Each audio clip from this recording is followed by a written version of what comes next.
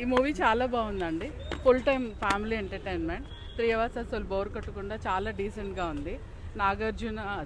Venkatesh and Chiranjeevi కాంబినేషన్లో first time చాలా బాగా చేశారు ఇద్దరు. Full time entertainment and family entertainment also. Thank you. చాలా బాగా చేశారు, అదిరిపోయిందండి.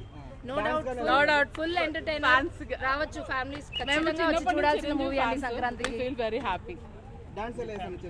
చాలా బాగుంది. వింటేజ్ హుక్ స్టెప్స్ ఆ వైబ్స్ చాలా క్రియేట్ చేశారు, recreate which is adding a show. చాలా బాగా వెంకటేష్ అండ్ చిరంజీవి మూవీస్ అన్ని చూసినట్టుగా అనిపించింది. పాత స్టెప్స్ అన్ని బాగా గుర్తొచ్చాయి. చెప్పేసాను. చాలా బాగుందండి మూవీ.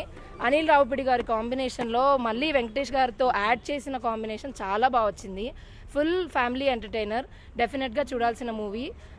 చిన్నపిల్లాడిని మళ్ళీ తీసుకొచ్చి అది కూడా చాలా ఫన్నీగా క్రియేట్ చేశారు. సో ఓవరాల్గా డెఫినెట్లీ అ బ్లాక్ బస్టర్.